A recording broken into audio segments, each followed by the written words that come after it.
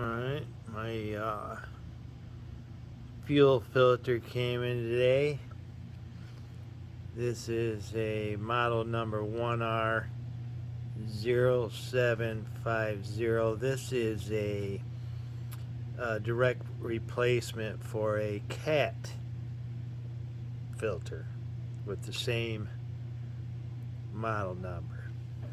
Alright, this one here is just a generic brand. It was quite cheaper, that's why I went with it at the time. But you know, it's got very little marking. It's just got the model number on the side there with a barcode. It don't even have on here where it was made. Here's something, we got a C and then this NUNMNL. I guess maybe I'll do a search for that. Little instructions how to put it on. There's another little number down there, 14982-5. Alright, well, I got the filters in, so I can get going on that project. Change out my fuel filters on the diesel and the water separator. Alright, to the next episode.